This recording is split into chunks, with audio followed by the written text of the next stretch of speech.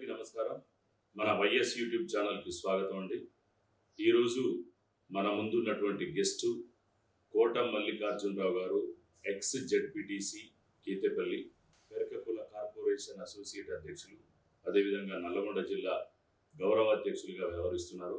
వారు మనతో ఈరోజు గెస్ట్గా ఉండి వారి యొక్క అంతరంగాన్ని షేర్ చేసుకోవడానికి మన ముందుకు వచ్చారు.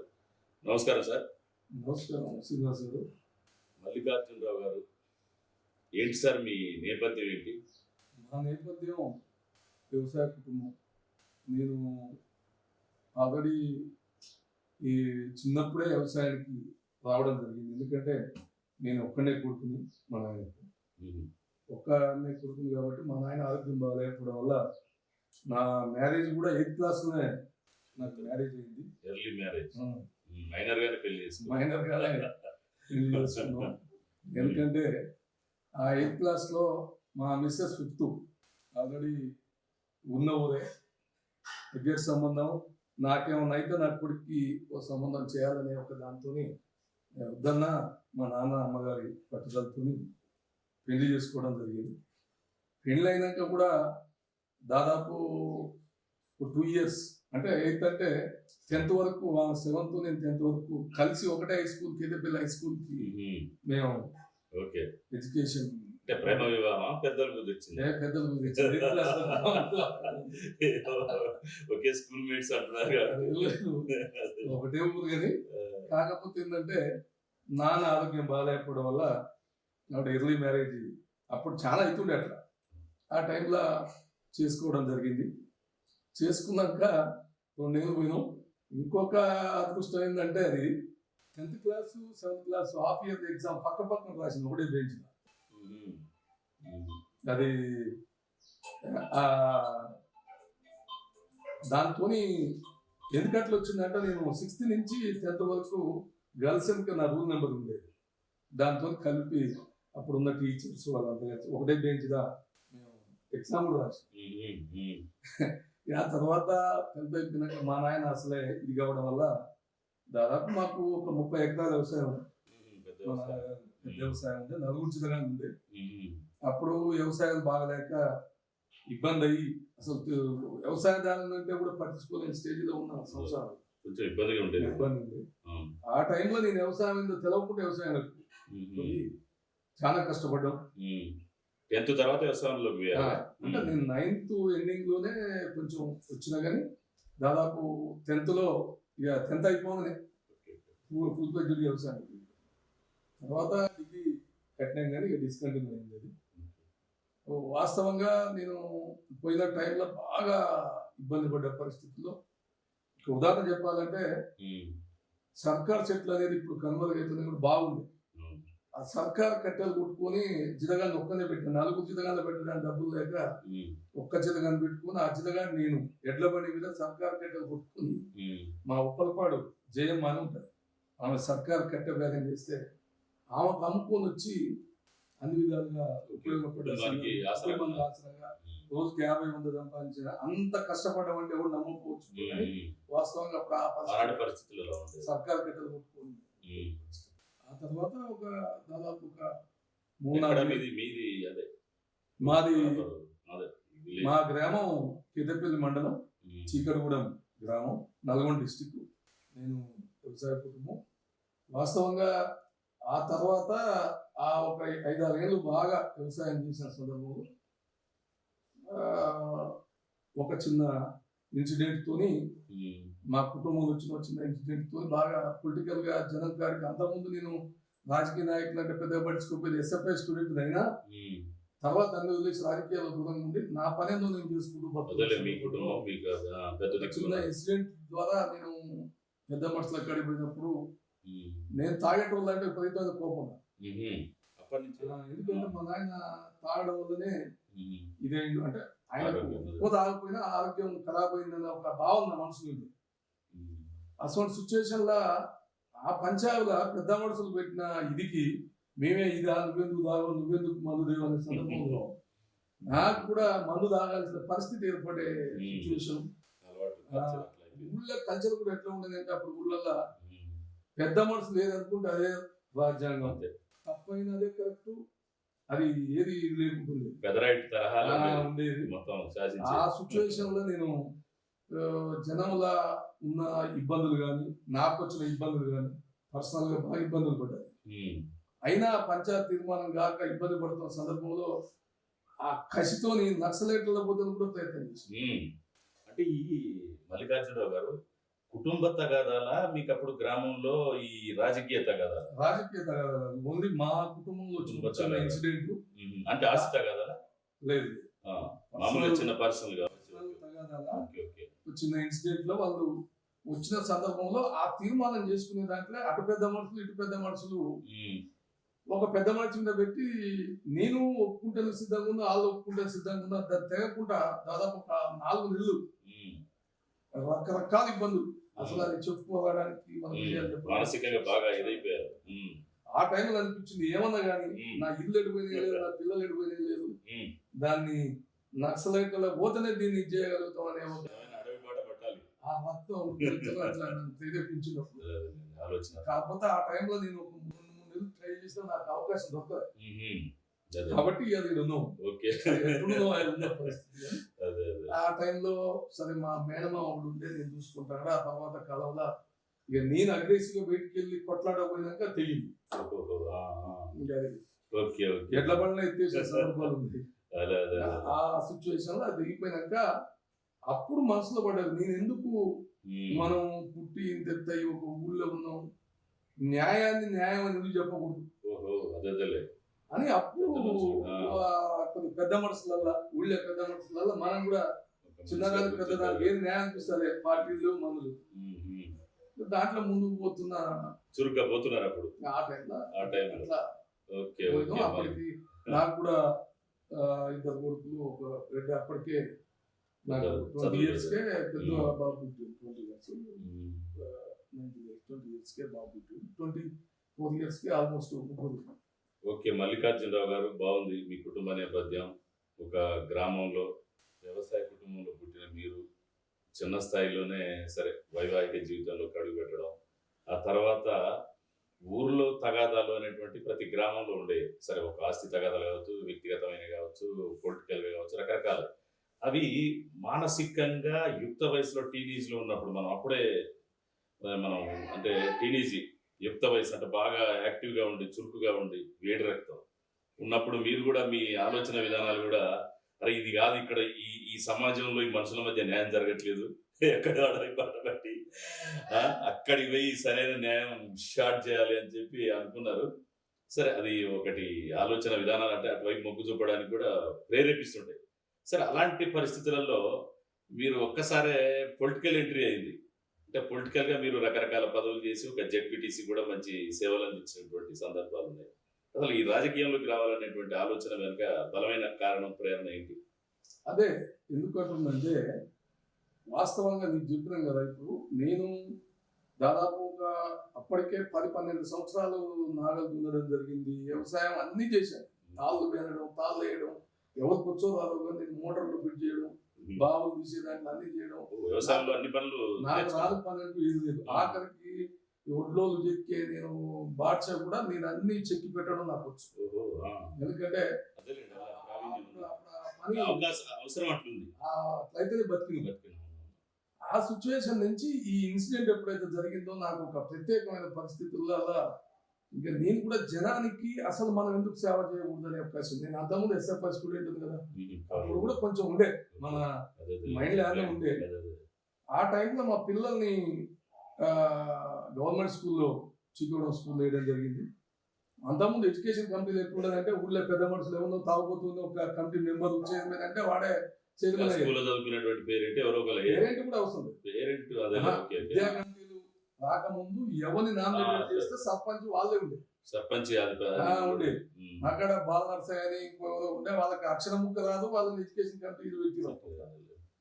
అయితే ఆ టైంలో మన చీకడ వ్యక్తి వీరభద్ర అని హెడ్ మాస్టర్. మా పిల్లలు కూడా అలానే గవర్నమెంట్ స్కూల్ చదువుతుంటే విద్యా కమిటీలు వచ్చినాయి చంద్రబాబు 99లోనో 98 ఆ టైంలో ఎడ్యుకేషన్ కమిటీలు వచ్చినప్పుడు అసలు నాకు ఆ స్కూల్ పోయినప్పుడు నీలాంటి వాడు ఎందుకు ఉండకూడదు అని ఒకరికి చెప్పడం, హెడ్ మాస్టర్ వాళ్ళు ప్రేరేపించడం. మరి ఈ పెద్ద పెద్ద నాయకులు ఉంటారు మనల్ని గాలిస్తారా అని చూస్తే వాస్తవం కూడా ఫస్ట్ అన్నారు, కానీ తర్వాత నేను పోటీ చేస్తా అని అనౌన్స్మెంట్ చేసినాక, పోటీ చేయమన్నాక ఏడా ఎదుగుతాడు అని చెప్పి కూడా కొంతమంది ఉంటాయి రాజకీయ ఊర్లలో కామన్ వర్గాలు ఉంటాయి. దాంట్లో నేను ఎలక్షన్ పోయినాం.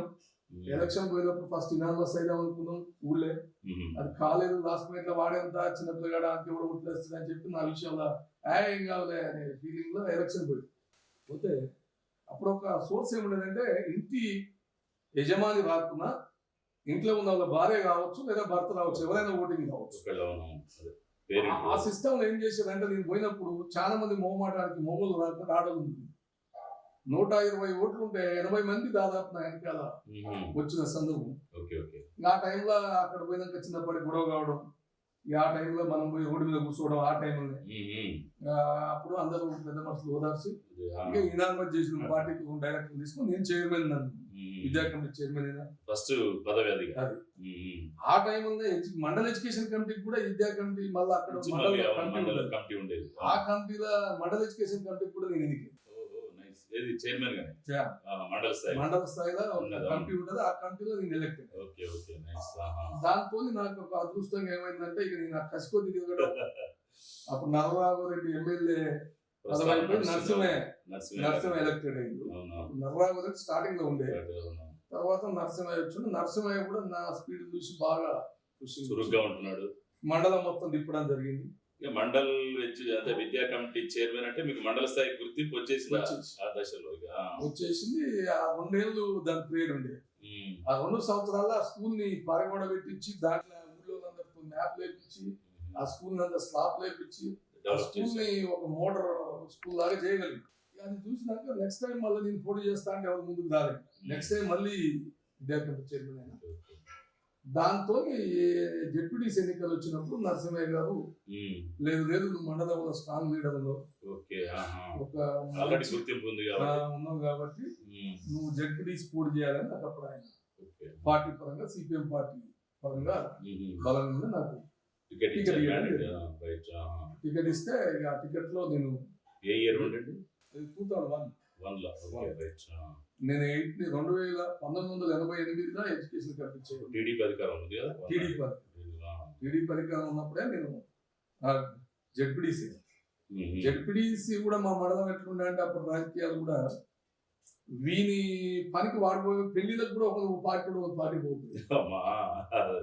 ఉంటాయి గ్రామాలలో రాజకీయ మండలంలో ఉంటాయి. నా ఎన్నికల్లో దాదాపు ఒక 5-6 మందికి తలకాయలు పగిలి హాస్పిటల్లో జాయిన్ అయిన సమయం నా కోసం ఓట్లు. అది నేను చూసిన వాళ్ళ పట్టుదల.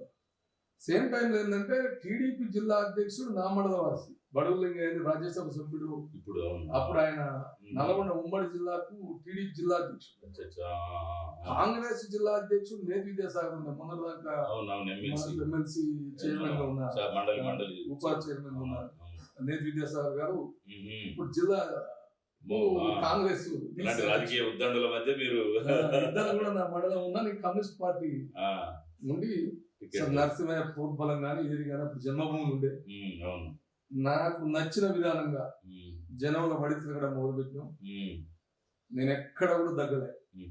నా జీవితంలో ఇవాళ వరకు కూడా నేను మీ మీడియా ద్వారా, వైఎస్ఆర్ యూట్యూబ్ ఛానల్ ద్వారా నేను ఎవరైనా ఉన్నా చెప్పొచ్చు, ఇవాళ వరకు 1 లీటర్ పెట్రోల్ పోసుకున్నప్పుడు బైక్ ఉండే. ఆ జెడ్పీటీసీ అయిపోయిన రోజు ఏనాడు కూడా 1 రూపాయి ఎవరి కూడా తీసుకోలేదు.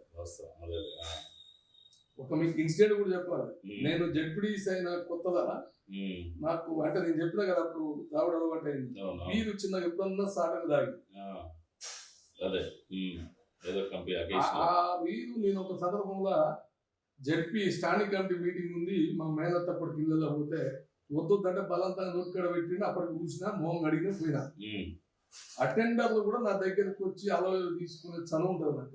ప్రతి ఒక్కరిని కూడా నేను ఎక్కువ ఆలోచన నాకు ఇప్పటికి లేదు. నాకు జడ్పీల యాదయ్య నా పేరు కూడా గుర్తుంది. ఎందుకంటే సార్ నమస్కారం సార్ అని దగ్గరికి వచ్చి ఇక్కడికి వచ్చి వెళ్ళిపోయాడు. ఏందా యాదయ్య అంటే, ఏం లేదు సార్ అని భయపడ్డా. అసలు విషయం దగ్గరికి రానుందంటే ఇక్కడ స్మెల్ వచ్చింది సార్ అన్నాడు. నా బట్టల మీద పడ్డది గుంజినప్పుడు మా బావ.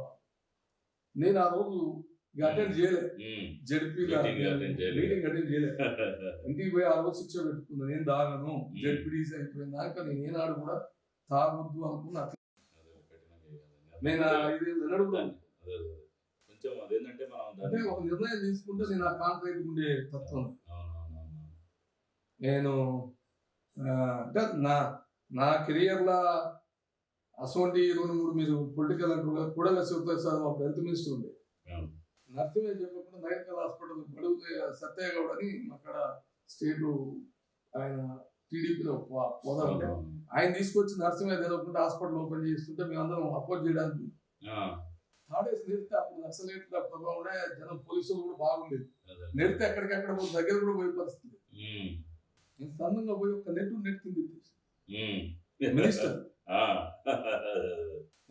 పడ్డాడు సార్. నరసింహ లెక్కిందంటే అప్పుడు ఆయన ఎమ్మెల్యే ఉండడం, నన్ను ఏ1 కాకుండా A4 కేసు పెట్టిస్తే కొద్ది రోజులు తిరిగినాక వెళ్ళిపోయింది. అంటే అంతా మోటుగా ఒక నమ్ముకున్న దాన్ని కమిటెడ్ కదా. మల్లికార్జునరావు గారు, మీరు ఇంతకుముందు ప్రస్తావించినట్టుగా వాస్తవంగా ఈ స్థానిక రాజకీయాలు ఉంటాయి. ఒక సర్పంచ్ కావచ్చు, మండల స్థాయిలో ఎంపీటీసీ, ఎంపీపీ కావచ్చు, జెడ్పీటీసీ. ఈ రాజకీయాల్లో ఒక స్థాయి, నియోజకవర్గ స్థాయి అంటే కొంత హంగు, ఆర్పాటం, దర్పం ఉంటుంది.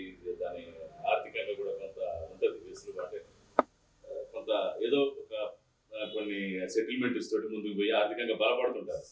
మీరు ఈ మండల స్థాయి రాజకీయాల్లో దాదాపు మీరు అన్నట్టుగా ఏనాడు ఒక 100 రూపాయలు పెట్టి పెట్రోల్ ఒక వ్యక్తితోటో లేకపోతే ఎవరన్నా మన కాడికి సహాయం కొరకు వచ్చినతో ఇది కూడా అర్థించకుండా మీరే స్వతహాగా సేవ చేసుకుంటా, టైము, మనీ అన్ని చేసుకుంటా వచ్చినటువంటి మీరు మరి వాస్తవంగా ఎట్లుంటుందంటే, ఎందుకే ఈ రాజకీయాలు, ఈ అనవసరంగా మనం జేబు చిల్లు, అనవసరంగా టైం వేస్ట్, ఇవన్నీ అవసరమా మనకు ఈ గ్రామ స్థాయి రాజకీయాలని ఎప్పుడన్నా అనిపిస్తుందా? అంటే అందులో 2 చూడాలి శ్రీనివాస్, 2 విధాలు. ఏంటంటే, నీకు రాజకీయాలకు వచ్చిన నేపథ్యం మీకు చెప్పిన, జనానికి సేవ చేయాలి, సేవ అంతే, సర్వీస్ మోడ్. మన వల్ల అయినోడు మనల్ని ఎన్నడైనా గుర్తు పెట్టుకోవాలి, నాయకుడు అంటే ఇట్లా ఉండాలనిపించుకోవడానికి నేను వచ్చిన. అంతేగాని ఏదో ఎంపికేయాలి, ఏదో సంపాదన. నాకు ఆల్రెడీ 30 ఎకరాల వ్యవసాయం ఆయన ఇచ్చారు. నేను అంతే పెద్ద గొప్పది కాదు, ఆర్థికంగా అప్పుడున్న రాజకీయాల్లో ఏముండదంటే పోలీస్ స్టేషన్ తీసుకుపోయి బాగానే మావాడు అని చెప్పి ఉన్న నాయకులు అప్పుడు ఎట్లుండేదంటే 5,000 ఆయన కాడ తీసుకుని అక్కడ ఉన్న పోలీసు వాళ్ళకి 2,000 ఇచ్చి 2,000 జేబులు వేసుకునే సంస్కృతి అటువంటి చిన్న చిన్నవి ఉండేది. నేను నా జీవితంలో ఒక ఎస్ఐ కానీ ఒక సిఐ కానీ డబ్బులు ఇయ్యలేదు, కానీ నా కంట్రోల్ ఉండేది. మీరు అనొచ్చు పోలీసు వాళ్ళు వీళ్ళంతా ఇవ్వకుండా ఎట్లా చేస్తే అంత విశ్వాసంగా. అంటే ఎవరన్నా పొలిటికల్ గా గొడవ పెట్టుకుని నిజంగానే వాళ్ళు పొలిటికల్ గొడవ అయిపోతే మనోడు అని చెప్తే ఎస్ఐ గారు మనోడే దాన్ని ఎగ్జామిన్ చేసి పంపించండి అని చెప్పారు. అసొంటి కాడ ఎస్ఐ కాదు కదా, ముట్టుకో ఇచ్చినా తీసుకో. వాస్తవంగా ఆ టైంలో నేను వాళ్ళతో తిరుగుతున్నప్పుడు నాడు పెద్ద అమౌంట్ నేను మాట్లాడడం వల్ల రావడం జరిగింది. వస్తే ఈ చైతన్య 2 హోటల్ ఉంటే అలా కూర్చొని నాకు 2 లక్షలు తీసిచ్చు. నువ్వు మాట్లాడబట్టే మాకు ₹1,00,000 నేను మంచిగా తినేది ఉండేది, మాట్లాడేది తప్ప నాకు కూడా అక్కడ జనం తిరిగింది కాబట్టి నాకు సర్కిల్ కావాలి. ఆ టైంలో ఇది చేస్తే నాకెనిపిస్తున్నాను అంటే, లేదు నువ్వు కాబట్టి ఏంటంటే తీసుకున్నాను, దోస్తాన్లో వచ్చింది తప్ప నేను డబ్బుల కోసం నేను రాలేదు, వ్యాపారం కోసం రాలేదు. మీ ఎమ్మడి తిరుగుతూ నాకు టైం పాస్ కావాలి అని తీసుకోలేదు.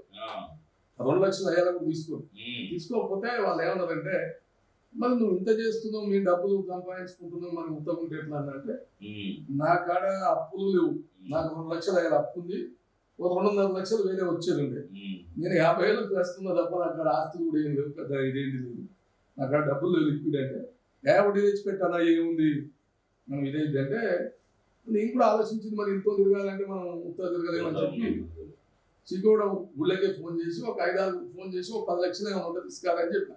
నేను పోలేదు, ఒకరి సాటి 40 లక్షలు తెచ్చిచ్చింది. నేను ఇవాళ చెప్తున్నాను 40 లక్షలు 2 days లో నేను చిగోడ అన్ని డబ్బులు లిక్విడ్ ఉందని ఎప్పుడు అనుకోలేదు. తెచ్చి ఇచ్చారు. ఉమ్. ఇచ్చి ₹2 కాడ కాగితాలు రాసి వద్దంటుంటే నా పిల్లల పెళ్లికి నువ్వు ఇచ్చిన చెప్పుకున్నాయి కదా మీరు ఇచ్చుకో. నేను వాస్తవంగా నేను అనుకున్న 10 లక్షలు ఈ 40 లక్షలు ఇస్తే వాళ్ళకి ఇచ్చింది. 40 లక్షలు 30 లక్షలు ఇచ్చి 30 లక్షలు ఇచ్చి సార్ 10 లక్షలు మనం సొంత మీద చేయొచ్చులే అన్ని ఎక్కడ పెడితే ఎట్లా అంటే వాళ్ళు కొన్న సైట్లనే దాంట్లో ఒక కాగితం రాసి అయిపోయింది 30 లక్షలు ఒకనాడు. తెల్లారి ఇప్పుడు ఈ పూల రవీంద్ర ఎమ్మెల్సీ వీళ్ళు మన వాళ్ళు కొంతమంది కలిసి ఫైనాన్స్ అలా పూర్వలంతో పెడితే ఈ టీచర్స్ అంతా మన ఇంటికి వచ్చి కెదపల్లి ఫైనాన్స్ పెట్టినాం. అందరం 15 మంది మనిషి 15 లక్షలు. నువ్వు కూడా ఉండాలి, పొలిటికల్ లీడర్ మాకు అండా ఉండాలి. నీకు నెలకు 5,000 ఉత్తరాన్ని ఫ్రీగా ఇస్తాం, 10,000 ఇస్తాం అట్లా ఇట్లా అంటే ఇక నేను నాకు డబ్బులు అడుగుతాను నాయన లేవు అంటే ఒక 7.5 లక్షలు ఉన్నాయని ఎట్లా 10 ఉన్నాయి కదా అంటే ఒకరిని ఎల్ఐసి ఏజెంట్ నాకు అటాచ్ చేసి హ్యాండ్ ఓవర్ చేసుకుంటే వాళ్ళు నేను సెకండ్ మీటింగ్ పోయే వరకు ఈ డబ్బులు మొత్తం ఇచ్చేసి ఏదో రాలేదు.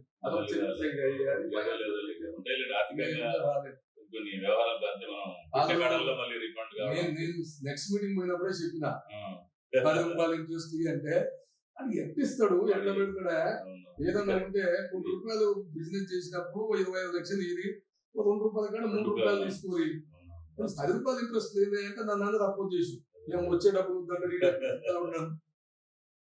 మాకు ₹10 వస్తుంది అంత టీచర్స్ తెచ్చిపెట్టిరు. వాళ్ళు కూడా ఇదైతే ఆ టైంలో ఏమైందంటే రియల్ ఎస్టేట్ ఆగిపోవడం, ఓ 3-4 నెలల్లో మొత్తం దుకాణాలు క్లోజ్ కావడం, ఈ ఇల్లంతా ఎవరు పనాలు చేసుకుంటారు. మనకేమైంది 40 లక్షలు అంటే నెలకు 80,000 మీటర్ పెరుగుతుంది. అయ్యాల మన ఊళ్ళో వ్యవసాయం అంతా 3 లక్షలు ఎకరం ఆల్మోస్ట్ 3.5 ఉంది, అందుకని ఎక్కువ లేదు. ఇప్పుడు ఈ మొత్తం ఉన్నాస్తం తమ్మిన పోయే పరిస్థితి ఎట్లా అని అప్పుడు నేను టెన్షన్లోకి వెళ్ళిపోయి అరే ఏమో నా డబ్బులు నాకు ఇచ్చినాయి లేదన్నా అంటే అప్పుడు వాళ్ళు కూడా అన్న పెట్టుబడి పెట్టినాం వచ్చినాడు తీసుకోవాలి కదా మళ్ళీ మేము ఎట్టిస్తానే అది కూడా వాస్తవమే కదా. మల్లికార్జునరావు గారు, ఇప్పుడు మొన్న ఎన్నికల ముందు మీరు కాంగ్రెస్ లో చేరి చురుగ్గా సరే మీ స్థానిక ఇక్కడ జిల్లాలో ఉన్నటువంటి కొంతమంది ఎమ్మెల్యేలకు ప్రచారం చేయడం కానీ ఇంకా చాలా యాక్టివ్గా సర్వీస్ చేశారు.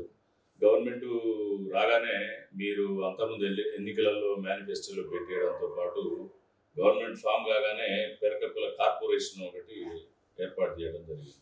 దీని పట్ల సరే అందరూ కూడా ఆనందాన్ని వ్యక్తం చేశారు. ఇంకా మీరు ముత్తినేని వీరయ్య గారు కావచ్చు, వారికి సపోర్ట్గా వెన్నుదన్నుగా మీరుండి దాంట్లో క్రియాశీలకంగా వ్యవహరించారు. గవర్నమెంట్ దానికి సంబంధించినటువంటి ఒక కమిటీ కావచ్చు, ఇవాళ మేనిఫెస్టో కమిటీలో దాన్ని పొందుపరిచే విషయాలలో ఇప్పుడు ఏర్పాటైంది. రాజకీయ అంటే ఇప్పుడు దాంట్లో ఇప్పుడు కార్పొరేషన్ కానీ ఇంకేదైనా ఇప్పుడు కాంగ్రెస్ ప్రభుత్వం ఉంది, రాజకీయంగా మీరు ఎలాంటి పదవులు కావాలని మీకు